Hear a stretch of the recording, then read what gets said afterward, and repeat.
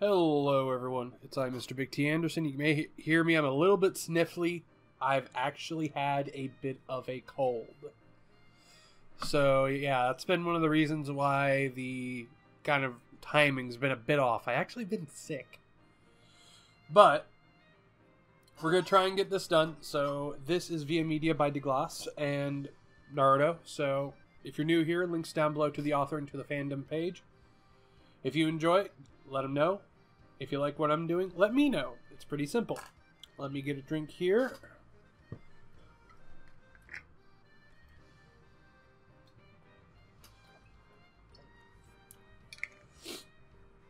And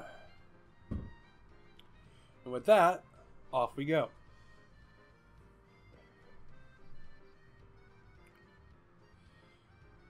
Once upon a time, when feudal lords were at peace and the ninja world was quite happily not wading ankle-deep in blood, a little used road ran from the windswept deserts of Suna through the thick forests of Konoha.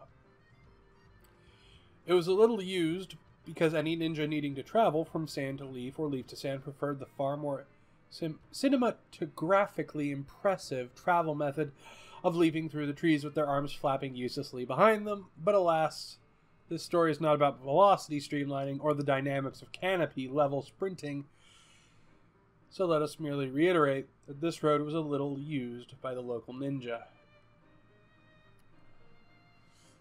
It was occasionally used more by the traders, farmers, and other such civilian types out for a cross-border stroll. Well, occasionally maybe just a touch too generous. Let us say infrequently, because, after all, the good citizens of Leaf didn't willingly go to the godforsaken sun-baked wasteland that was Suna, and the good citizens of Sand didn't willingly go to the godforsaken mosquito-infested bogland that was Konoha.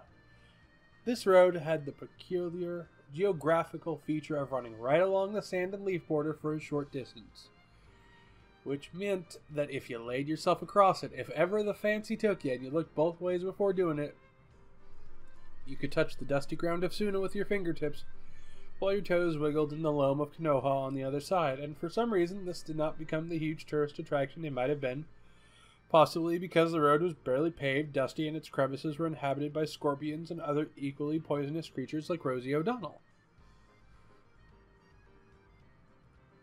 Unfortunately, our two protagonists, as you will soon find out, this road was the road when it came to the official cross-border activities, and the rules and regulations of both Sand and Leaf stipulated very precisely that there had to be, at all times, it was actually written in capitals, which is why it was taken so seriously. See Rules and Regulations, Section A2, version 6.7, carry the 3 twice removed. A Jonin-level ninja on patrol at the twin guardhouses which flanked the road.